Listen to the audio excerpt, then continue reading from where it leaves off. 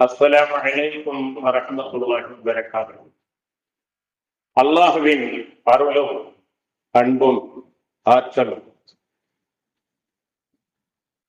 அவன் அளவற்ற அருளாளன். அவனுடைய அருளுக்கு அளவே கிடையாது. அவன் நிகரற்ற அன்புடையோன். அவனுடைய அன்புக்கு நிகரே கிடையாது. ஆற்றல்கள், அவனுடைய ஆற்றல்களை நாம் சொல்லி முடியாது. அப்படிப்பட்ட பேராற்றல் உள்ளவனாக அல்லாஹ் இருக்கின்றான். எந்த ஒரு பொருளையும் அவன் படைக்க நாடினால் ஆகுக என்பால் அது ஆகிவிடும். ஆக அப்படிப்பட்ட மகத்தான பாக்கியங்களை உடைய ஆற்றலுடைய அல்லாஹ் தன்சீலும் மினர் ரஹ்மானிர் ரஹீம், அளவற்ற அருளாளன் நிகரற்ற அன்புடையவனிடமிருந்து குர்ஆன் இறக்கி அருளப்பட்டது. மனிதர்கள் பேரிலே உள்ள அருளின் காரணமாக, அன்பின் காரணமாக அல்லாஹ் அவர்கள் நேர் வழியிலே வாழ வேண்டும், இந்த உலக வாழ்க்கையும் அவர்களுக்கு மனமிக்கதாக தூய்மையாக அமைய வேண்டும், நாளை மறுமையில நித்திய ஜீவன் நிலையான அந்த வாழ்க்கை, சொர்க்க வாழ்க்கை, வாலிபமான வாழ்க்கை, வயோதிகம் இல்லாத வாழ்க்கை, மரணம் இல்லாத வாழ்க்கை, நோய் நொடி இல்லாத வாழ்க்கை, அந்த வாழ்க்கையும் அவர்கள் சொர்க்க வாழ்க்கையாக அமைத்துக் கொள்ள வேண்டும் என்பதற்காகத்தான் அல்லாஹ் இறை தூதர்களையும் அவர்களுக்கு வழங்கப்பட்ட வேதத்தையும் அருளினான். ஆக ரப்பல் ஆலமீன் மிக கிருபையான அன்பை, பாசத்தை, கிருபையை அவன் 100 மடங்காக படைத்தான். அதிலே ஒரே ஒரு மடங்கை மட்டும்தான் பூமிக்கு இறக்கினான். பாக்கி 99 அவனே வைத்துக் கொண்டான். அந்த ஒன்றின் காரணமாகத்தான் குதிரை தன்னுடைய குட்டியை மிதித்து விடாமல் காலை மாற்றி கொடுக்கும். எங்கே குட்டியை மிதித்து விடுவோமோ என்ற அந்த பாசத்தின் காரணத்தினால் காலை மாற்றி போடுவது. எண்ணற்ற பறவை இனங்கள், உயிரினங்கள் எல்லாம் தங்களுடைய பிள்ளைகள் பேரிலே கொண்டிருக்கின்ற அந்த பாசம் அல்லாஹ் வழங்கிய ஒன்றே ஒன்று, 99 அவன் வைத்திருக்கின்றான். மறுமை நாளிலே அந்த ஒன்றையும் வைத்து 100 விடுவான்.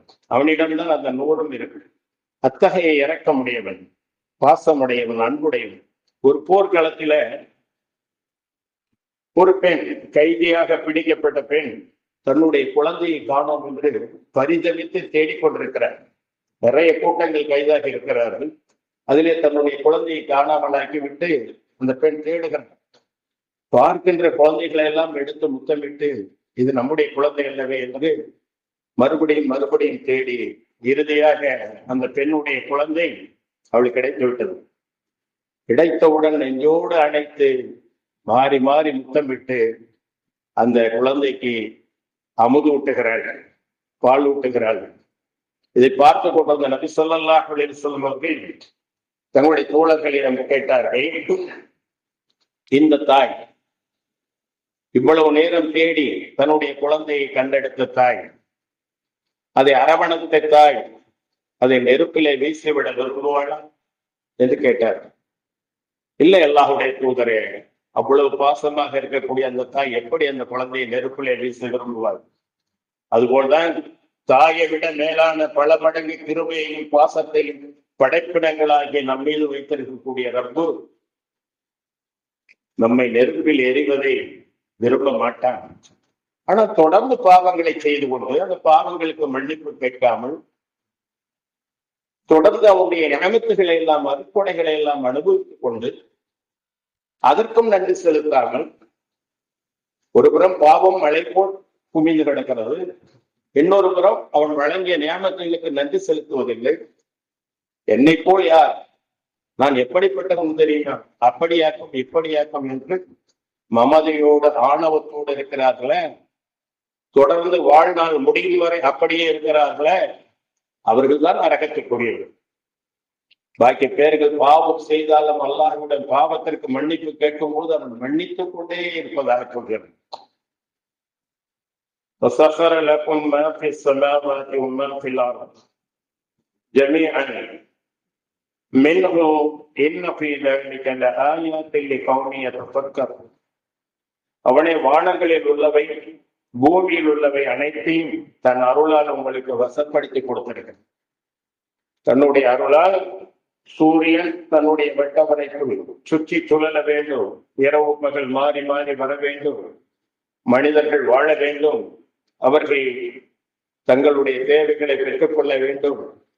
அந்த சூரியனின் மூலமாக விளைபொருட்கள், விளைச்சல்கள், இன்னும் அவர்கள் பல பகலிலே தொழில் செய்வதற்கு ஓடியாடி உழைப்பதற்கு அந்த பகலை சூரியனை கொண்டு அல்லாஹ் ஆக்கி தந்திருக்கின்றான். உங்களுக்கு வசப்படுத்தி கொடுத்திருக்கின்றான். பூமியில் உள்ள அனைத்தையும் உங்களுக்கு வசப்படுத்தி கொடுத்திருக்கிறது.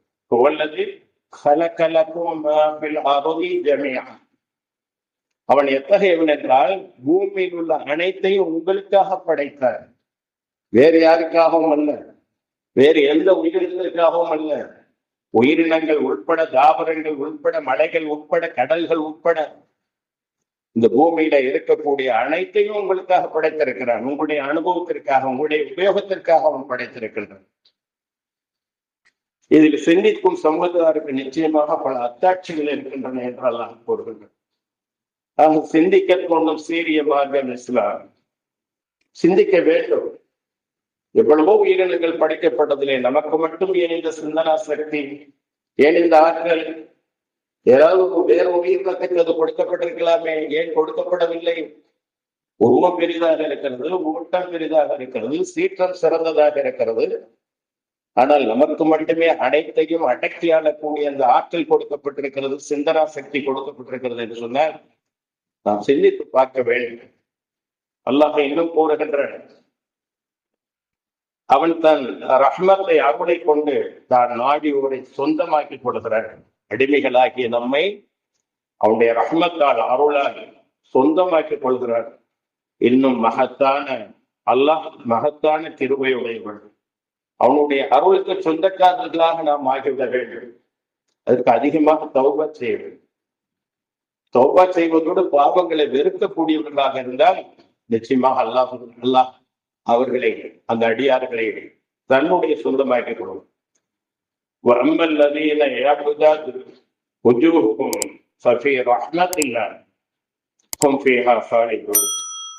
எவருடைய முகங்கள் மகிழ்ச்சியாக, பிரகாசமாக, வெண்மையாக இருக்கின்றனவோ அவர்கள் அல்லாஹுவின் ரஹ்மத்தில், அல்லாஹுவின் அருளில் இருப்பார்கள். அவர்கள் என்றென்றும் அந்த ரஹ்மத்திலேயே தங்கிவிடுவார், அவருடைய அருளிலேயே தங்கிவிடுவார்.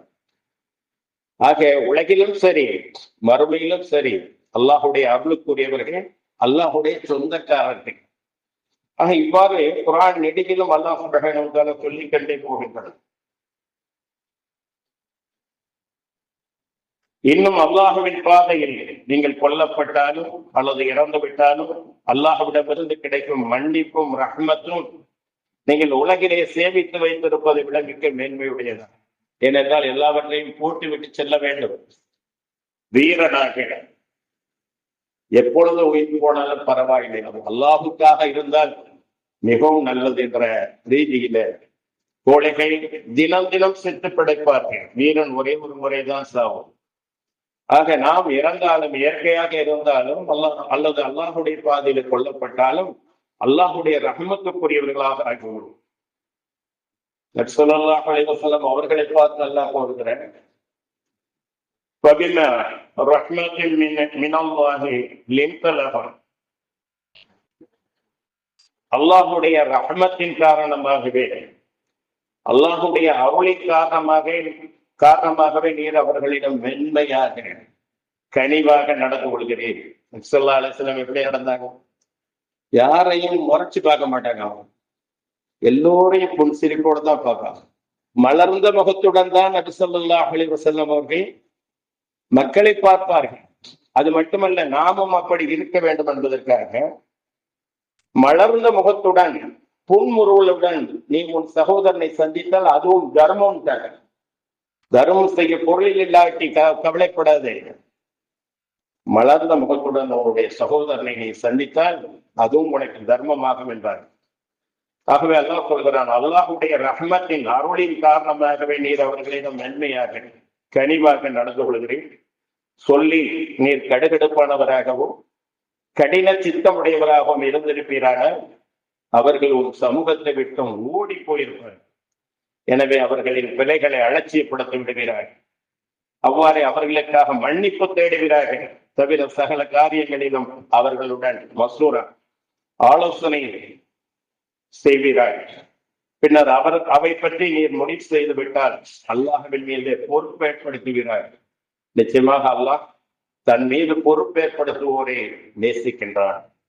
இவ்வாறு அல்லாஹுடைய ஆற்றல்கள் அல்லாஹ் சுப்ஹானஹு வ தஆலா அருளிய இந்த வேதத்தின் மூலமாக, அவன் அனுப்பி வைத்த நபி ஸல்லல்லாஹு அலைஹி வஸல்லம் அவர்கள் மூலமாக அவனுடைய அருள் பறந்து விரிந்து கிடக்கிறது.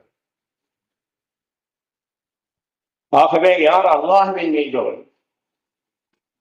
நம்பிக்கை கொண்டு அவன் அருளிய நேர்வழியினை பலமாக பற்றி பிடித்துக் கொள்கிறார்களோ அவர்களை தன் ரஹ்மத்தில் அருளை புகச் செய்கிறார். இன்னும் தன்னிடம் அவர்கள் வந்து சேரக்கூடிய நேரான வழியிலே அவர்களை செலுத்துகிறார். ஆகவே யார் அல்லாஹ் மீது முழுமையாக நம்பிக்கை வைத்து தவக்கல் வளரலா என்னுடைய முழு விஷயங்களையும் அல்லாஹ்விடம் பொறுப்பு சாட்டி விட்டேன், தவக்கல் வைத்து விட்டேன், அவனை எண்ணில் என்னுடைய வாழ்வில் என் நன்மையை தீமையை நடைபெற முடியாது, சக்தியும் யுக்தியும் அவனை கொண்டல்லாது கிடையாது என்று எவர் நம்புகிறாரோ அவருக்கு அல்லாஹ் நேர் வழியை இலகுவாக்கி விடுவான், எளிதாக்கி விடுவான். அந்த நேர் வழியில வாழ்கின்ற அவர்கள் இம்மையிலும் மறுமையிலும் வெற்றிக்குரியவராக ஆவார். அல்லாஹ் சுப்ஹானஹு வ தஆலா திருமறை குர்ஆனிலே கூறுகின்றார், அல்லாஹு அல்லதி خلق السماوات والارض وانزل من السماء ماء فاخرج به من الثمرات رزقا لكم وسخر لكم الفلك لتجري في البحر بأمره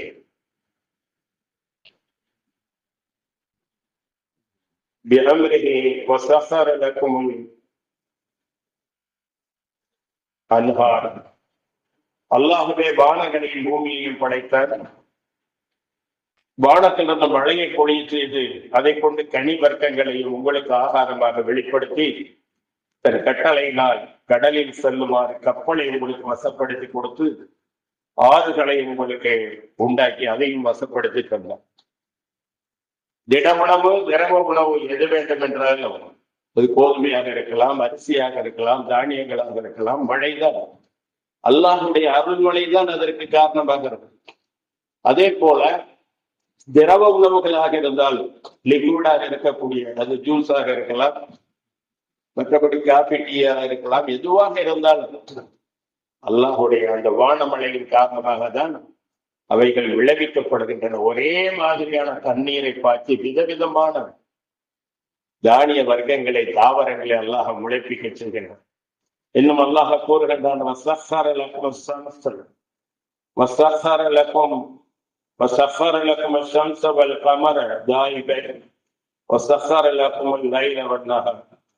தவறாமல் தன்னுடைய வழிகளில் ஒழுங்காக செல்லுமாறு சூரியனையும் சந்திரனையும் இதர கோள்களையும் அவனை உங்களுக்கு வசப்படுத்தி தந்தார். மேலும் அவனே இரவையும் பகலையும் உங்களுக்கு மாறி மாறி வருமாறு வசப்படுத்தி தந்தார். இப்பொழுதும் அல்லாஹ் சுப்ஹானஹு வ தஆலா நமக்காக தந்திருக்கு. அந்த கோள்கள் எல்லாம், அந்த கேலக்சிகள் எல்லாம், அந்த கிரகங்கள் எல்லாம் தனக்கென்று குறிப்பிட்ட அந்த வற்ற வரைக்கும் நீந்துகின்றன, சுட்டி குழலுகின்றன, ஒன்றை ஈர்த்து கொண்டு ஒன்றோடு ஒன்று மோதி விடாமல். அல்லாஹ் சுப்ஹானஹு வ தஆலா அவ்வளவு வாக்களிகளை இன்னும் அல்லாஹ் கூறுகிறார், ஆத்தாக்கும் மின் குல்லி மா சஅல்துமு வ இன் தஅது நிஅமத்துல்லாஹி லா தஹுஸுஹா இன்னல் இன்சான லஸலூமுன் கஃபார். இவையன்றி நீங்கள் அவனிடம் கேட்ட யாவற்றில் இருந்தும் அவன் உங்களுக்கு கொடுத்தான். எதையெல்லாம் நீங்கள் கேட்டீர்களோ அதையெல்லாம் அவனுடைய அருளால் கொடுத்தான். அல்லாஹ்வின் அருட்கொடைகளை நீங்கள் கணிப்பீர்களாயின், எண்ணுவீர்களாயின் அவற்றை நீங்கள் எண்ணி முடியாது. நிச்சயமாக மனிதன் அநியாயக்காரனாகவும் அல்லாஹுக்கு நன்றி கெட்டவனாகவும் இருக்கின்றான் என்றும் அல்லாஹ் கூறுகிறான். அன்பானவர்களை, கண்ணியத்திற்குரியவர்களை, அல்லாஹ் சுப்ஹானஹு வ தஆலா தன்னுடைய ஆற்றலை, தன்னுடைய அன்பை, தன்னுடைய பாசத்தை அல்லாஹ் இவ்வாறெல்லாம் உங்களுக்கு நமக்கு தந்திருக்கின்றார்.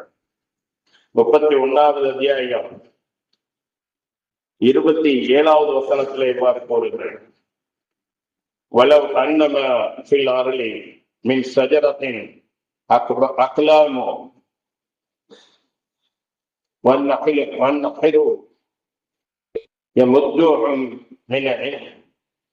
மின் பஅதிஹி சபஅத்து அபஹுரும்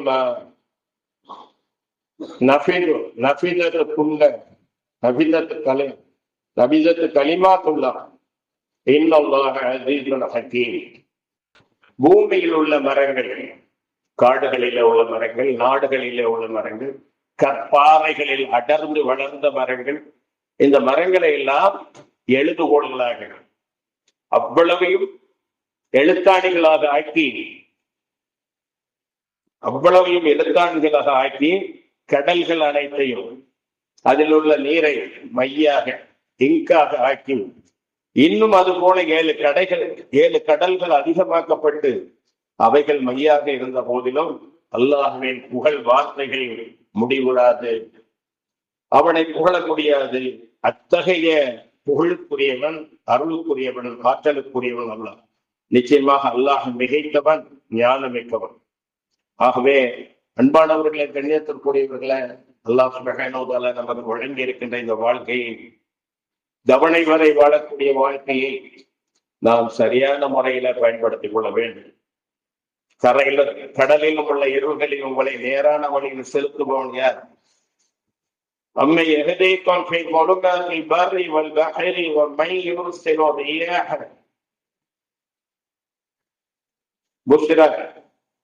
புஸ்ரம் பைன யதைஹி ரஹ்மதி ஐலாஹும் மஅல்லாஹ் அம்மா ஐலாஹும் மஅல்லாஹ் தஆலா அல்லாஹ் அம்மா யுஷ்ரிகூன். கரையிலும் கடலிலும் இருள்களை விட்டும் உங்களை நேரான வழியில் செலுத்துபவன் யார்? மேலும் தன்னுடைய ரஹ்மத் என்னும் அருள்மனைக்கு முன்னால் நன்மாராயம் கூறுவதாக காற்றுகளை, குளிர்ந்த காற்றுகளை அனுப்புபவன் யார்? அல்லாஹ்வுடன் வேறு இறைவன் இருக்கின்றானா? அவர்கள் இணை வைப்பவற்றை விட அல்லாஹ் மிகவும் உயர்வானவன், பரிசுத்தமானவன். ஆகவே அன்பானவர்களை, கண்ணியத்திற்குரியவர்களே, அல்லாஹுடைய மகத்துவத்தை, மகோன்னதத்தை, ஆற்றலை அறிந்து தெரிந்து அவனை கண்ணியப்படுத்த வேண்டிய முறையிலே, அவனை பயப்பட வேண்டிய முறையிலே நாம் பயந்து வாழ வேண்டும். அப்படி வாழும் போதுதான் நாம் இந்த வாழ்க்கையை முழுமையாக அனுபவித்தவர்களாகும், நிம்மதியான வாழ்க்கைக்கு உரியவர்களாகும். அல்லாஹுடைய அருளுக்கு இன்னொரு எடுத்துக்காட்டு, வானவர்கள் சதாவும் வானிலிருந்து பூமிக்கு வந்து கொண்டே இருப்பார்கள். கீழிருந்து மேலே செல்லுவார்கள், மேலிருந்து கீழே செல்லுவார்கள். ஃபஜ்ருடைய நேரத்திலே சந்தித்துக் கொள்வார்கள், அஸ்ருடைய நேரத்திலே சந்தித்துக் கொள்வார்கள். இந்த குறிப்பிட்ட வானவர்கள் எங்கே அல்லாஹுடைய செய்தி பேசப்படுகிறது என்று அப்படி பார்த்து கொண்டே வருவார்கள். நபி ஸல்லல்லாஹு அலைஹி வஸல்லம் அவர்கள் கூறினார்கள், வளமும் உயர்வும் மிக்க அல்லாஹ்விடம் கூடுதல் வானவர்கள் சிலர் உள்ளனர். அவர்கள் பூமியில் சுற்றி வருகின்றனர். அல்லாஹ்வை நினைவு கூர்ந்து போற்றும் சபைகளை தேடி வருகின்றனர். அல்லாஹ்வை போற்றும் சபை ஒன்றை அவர்கள் கண்டால் அவர்களுடன் வானவர்கள் மகிழ்ந்து கொள்வார்கள். அல்லாஹ்வை நினைவு கூறிய மஜ்லிஸ்களிலே, சபைகளிலே அமர்ந்து கொள்வார்கள். அவர்கள் வேறு சிலரை தம் ரெக்கைகளால் சூழ்ந்து தமக்கும் முதல் வானத்துக்கும் இடையே உள்ள பகுதியை நிரப்புகின்றனர். சக்கீனத் என்ற மன நிம்மதி, அமைதி அந்த கூட்டத்தாருக்கு இறக்கி வைக்கப்படும். வானவர்கள் அவர்களை சூழ்ந்து வானத்திற்கும் பூமிக்கும் இடையே உள்ள பகுதியை நிரப்புகின்றனர். இறைவனை நினைவு கூற மக்கள் கலைந்து சென்றதும் அது திக்ர் முடிஞ்சு, அல்லாஹுவை போற்றி புகழ்ந்த அந்த நிகழ்வு முடிந்தது. அவர்கள் கலைந்து சென்று விட்டார்கள். இவர்கள் வானத்திற்கு ஏறி செல்வார்கள். அப்போது வல்லமையும் மாண்பும் மிக்க அல்லாஹ் அவர்களை நன்கறிந்திருந்தும் நடந்தவைகளை நன்கறிந்திருந்தும் நீங்கள் எங்கிருந்து வருகிறீர்கள் என்று கேட்கிறார். பூமியில் உள்ள உன் அடியார்கள் சிலரிடமிருந்து நாங்கள் வருகிறோம், அவர்கள் உன்னை தூய்மையானவன் என்று கூறி துதிக்கின்றனர். சுப்ஹானல்லாஹ் என்று கூறி துதிக்கின்றனர். உன்னை பெருமைப்படுத்துகின்றனர், உன்னுடைய ஆற்றல்களை எண்ணி அவர்கள் வியக்கின்றனர், உன்னை ஏகன் என்று கூறிக்கொண்டும் உன்னை புகழ்ந்து கொண்டும் உன்னிடத்தில் வேண்டிக் கொண்டும் இருக்கின்றனர் என்று கூறுகின்றனர். அதற்கு இறைவன் என்ன வேண்டுகிறார்? அவர்கள் என்னிடம் என்ன வேண்டுகிறார்கள் என்று தெரியாதது போல கேட்கின்றனர். வானவர்கள் அவர்கள் உன்னிடம் சொர்க்கத்தை வேண்டுகின்றனர். அவர்களுக்கு தேவை சொர்க்கம், சொர்க்கத்தை வேண்டுகின்றனர். அப்ப அந்த சொர்க்கத்தை அவர்கள் பார்த்திருக்கிறார்களா எல்லாம் கேட்கிறார். அவர்கள் என் சொர்க்கத்தை பார்த்தது உண்டா என்று கேட்பார். அதற்கு வானவர்கள் இல்லை இறைவா என்று பதிலளிப்பார்கள். அதற்கு இறைவன் அவ்வாறாயின் என் சொர்க்கத்தை பார்க்காமலே அவர்கள் சொர்க்கத்தை கேட்கின்றார்கள் என்றால் அந்த சொர்க்கத்தின் சுக போகங்களில்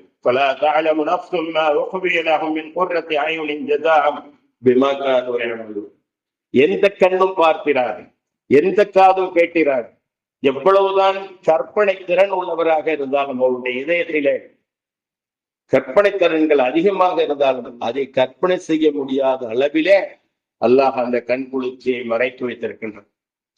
சரி, இவர்கள் பார்க்காமலே சொர்க்கத்தை கேட்கிறார்களே, பார்த்திருந்தாலும் அவர்கள் என்ன செய்வார்கள் என்று கேட்கும் போது அவர்கள் நிலை எப்படி இருக்கும் பார்த்திருந்தால் என்று கூறுவான். மேலும் உன்னிடம் அவர்கள் பாதுகாப்பு கோருகின்றனர் என்று வானவர்கள் கேட்பார்கள். அதற்கு இறைவன் என்னிடம் அவர்கள் எதிலிருந்து காக்குமாறு பாதுகாப்பு தேடுகின்றனர் என்று அல்லாஹ் கேட்பான். உன் நரகத்திலிருந்து இறைவன். ஏனென்றால் வாழ்வதற்கும் வசிப்பதற்கும் மிக கெட்ட இடம் நரகம். ரப்பனா இன்னக மன் துத்கிலின் நார ஃபகத் அஹ்ஸைதா வமா லில்வாலிமீன மின் அன்ஸார். நீ நரகத்துக்கென்று நெருப்புக்கென்று எவரை ஆக்கி விட்டாயோ நிச்சயமாக அவர்களை இழிவுபடுத்தி விட்டார்கள், கேவலப்படுத்தி விட்டார். அநியாயக்காரர்களுக்கு உதவுபவர் எவரும் இல்லை. இந்த நெருப்பை விட 70 மடங்கு வீரியம் உள்ள நெருப்பு அது. இப்படிப்பட்டால் பின்னால் வந்துவிடும், பின்னால் பட்டால் முன்னால் வந்துவிடும். தொடர்ந்து அவர்கள் எரிக்கப்படுவார்கள், தோள்கள் கருகும். வழியை உணர்வதற்காக அவர்களுடைய தோள்கள் எல்லாம் மாற்றி மாற்றி கொடுக்கப்படும். அத்தகைய நரகத்திலிருந்து உன்னிடம் பாதுகாப்பு தேடுகிறார்கள். நரகத்தை பார்க்காமலே நரகத்திலிருந்து பாதுகாப்பு தேடுகிறார்களே, அவர்கள் நரகத்தை பார்த்திருந்தால் அவர்களுடைய நிலை எப்படி இருக்கு? மேலும் அவர்கள் உன்னுடைய மன்னிப்பை அவர்கள் வேண்டுகிறார்கள், தௌபா செய்கிறார்கள் உன்னிடம். அவர்கள் உன்னிடம் பாவம் மன்னிப்பு கோருகிறார்கள் என்றும் மாணவர்கள் கூறுவார்கள். அதற்கு இறைவன் அவர்களுடைய பாவங்களை நான் மன்னித்து விட்டேன், அவர்களுக்கு வேண்டியதையும் அவர்களுக்கு நான் வழங்கிவிட்டேன். அவர்கள் எதிலிருந்து நரகத்திலிருந்து பாதுகாப்பு கோரினார்களோ அதிலிருந்து அவர்களை நான் காப்பாற்றி விட்டேன் என்று வானவர்களை பார்த்து அவர்களை சாட்சியாக்கி அல்லாஹ் என்ன செய்கிறான்? இந்த திக்ருடைய மஜ்லிஸ்ல அல்லாஹ்வை போற்றி புகழக்கூடிய, நினைவு கூறக்கூடிய அந்த சபையில் உள்ளவர்கள் அனைவருக்கும் சொர்க்கம் என்றும் நரகத்திலிருந்து அவர்கள் பாதுகாக்கப்படுவார்கள் என்றும் அவர்களுடைய பாவங்கள் மன்னிக்கப்படும் என்றும் சொல்லிவிட்டு முடிக்கின்ற நேரத்திலே வானவர்கள் சொல்வார்கள், இதுதான் முக்கியமான விஷயம். அப்போது வானவர்கள் இறைவா, அந்த சபையோரிடையே அதிக பாவங்கள் புரியும் இந்த மனிதன் இருந்தான். அவன் இந்த சபைக்காக வரல, அவனும் பாவங்களை தொடர்ந்து செஞ்சுக்கிட்டு இருக்கிறவன். அவன் அந்த வழியா போகும்போது, அவன் அவ்வழியே கடந்து சென்ற போது அவர்களுடன் அமர்ந்து கொண்டான். என்ன பேசுறாங்க, என்ன சொல்றாங்க அப்படின்ட்டு. அவன் தொழுறவன் அல்ல, அல்லாஹ்வை போற்றி புகழ்பவன் அல்ல, பாவங்களில் ஊறி திளைப்பவன். அதிலே பாவங்களை அதிகமாக செய்யக்கூடிய மனிதனும் இருந்தால் அவன் அப்படியே கடந்து சென்ற போது அவர்களுடன் அமர்ந்து கொண்டான் என்று கூறுகின்றான். அதற்கு அளவற்ற அருளாளன் சொல்கிறான், அவனையும் நான் மன்னித்து விட்டேன். அவர்கள் ஒரு கூட்டத்தார் ஆவர். அவர்களுடன் அமர்ந்திருந்தவர் அவர்களால் பாக்கியம் பெறுவாரே தவிர, அவர் எவ்வளவுதான் பாவம் செய்தாலும் அந்த கூட்டத்தாருடன் அமர்ந்திருக்கும் போது அவர் பாக்கியம் பெறுவாரே தவிர பாக்கியமற்றவராக ஆக மாட்டார் என்று அல்லாஹ் சுப்ஹானஹு வ தஆலா அந்த பாவியையும் அந்த சபையிலே அமர்ந்ததற்காக அல்லாஹ் மன்னிக்கின்றான் என்றால் அவருடைய அருள் எந்த அளவுக்கு இருக்கிறது என்பதை நாம் சிந்தித்து பார்க்க வேண்டும். அன்பானவர்களை, கண்ணியத்திற்குரியவர்களே, அல்லாஹ் சுப்ஹானஹு வ தஆலா நிச்சயமாக நம்முடைய செயல்பாடுகள் அனைத்தையும் உற்று கவனித்துக் கொண்டிருக்கின்றன. மன்னிப்பு சைத்தான் காட்டி படைக்கப்பட்ட நாம் தெரிந்தோ தெரியாமலோ, அறிந்தோ அறியாமலோ, சந்தர்ப்ப சூழ்நிலைகளால், நண்பர்களின் சேர்க்கைகளால் ஏதோ விதமான நிலைகளிலே நாம் பாவம் செய்யக்கூடியவர்களாக இருக்கிறோம். ஆனால் அந்த பாவத்திற்கு நாம் மன்னிப்பு கேட்கும் போது அல்லாஹ் மகிழ்ச்சி அடையும். ஷைத்தான் காட்டி படைத்தேன், பாவம் செய்து விட்டான், அந்த பாவத்திற்கு என்னிடம் மன்னிப்பு கேட்கின்றான், நான் அவனை மன்னித்து விட்டேன். ஒரு அடியார் சொல்றாங்க, அபூ ஹுரைரா ரலியல்லாஹு அன்ஹு அவர்கள் அறிவிக்கின்றாங்க, ஒரு அடியார் ஒரு பாவம் செய்து விட்டார். பிறகு இறைவா, நான் ஒரு பாவம் செய்து விட்டேன், என் பாவத்தை மன்னிப்பாயாக என்று கூறினார். உடனே வளமும் உயர்வும் மிக்க இறைவன் என் அடியார் ஒரு பாவம் செய்து விட்டு பிறகு தனக்கு ஒரு ரப்பு இருக்கிறான், இறைவன் இருக்கின்றான் என்றும் அவன் பாவங்களை மன்னிக்கவும் செய்வான், பாவங்களுக்காக தண்டிக்கவும் செய்வான் என்றும் அறிந்து கொண்டான் என்று சொல்லுகிறார். பிறகு அந்த அடியார் மீண்டும் ஒரு பாவத்தை செய்கிறார், மறுபடியும் ஒரு பாவத்தை செய்கிறார். இதே போல அல்லாஹ் சொல்லுகிறார், 3 முறை இவ்வாறு பாவம் செய்து அல்லாஹ்விடம் மன்னிப்பு கேட்கும் போது, நான் உன்னை மன்னித்து விட்டேன், நீ நாடியதை செய்து கொள். உன்னை மன்னித்து விட்டேன், நாடியதை செய்து கொள். ஆக பாவங்கள் அடுக்கப்படக்கூடாது. பாவம் பாவம்தான், அது வெறுப்பவர்களாக இருக்க வேண்டும். இன்னல்லாஹ யுஹிப்புல் முத்தஹிரீன தவ்வாபீன முத்தஹிரீன். அல்லாஹ் சொல்கிறான், இன்னல்லாஹ யுஹிப்புத் தவ்வாபீன முத்தஹிரீன். நிச்சயமாக அல்லாஹ் பாவத்திலிருந்து மீண்டு தௌபா செய்பவர்களையும் பாவத்தை வெறுத்து தூய்மையாக வாழ்பவர்களையும் நேசிக்கின்றார். வல்லதீன இதா ஃபஅலூ ஃபஹிஷத்தன் அவ் ஸலமூ அன்ஃபுஸஹும் ذكروا فاستغفروا لذنوبهم ومن يغفر الذنوب الا الله ولم يصروا على ما فعلوا وهم يعلمون. என்னுடைய அடியார்கள், என்னை வணங்குபவர்கள், என் திருமறை ஓதுபவர்கள், எனக்காக நோன்பு வைப்பவர்கள், இன்ன பிற நல்லறங்களை எல்லாம் செய்பவர்கள் ஒரு நேரத்திலே தனக்குத்தானே அநீதி கற்றுக் கொள்வார்கள், பாவத்தை செய்து விடுவார்கள். உடனே அவர்கள் விழிப்படைவார்கள், தன்னுடைய ரப்பிடத்திலே பாவத்திற்காக மன்னிப்பு கேட்கின்றார்கள். பாவங்களை மன்னிக்க அல்லாஹ்வை தவிர யாரால் முடியும்? இருப்பினும் அவர்கள் தன்னுடைய பாவத்திலேயே கரிபட்டிருக்க மாட்டார்கள்.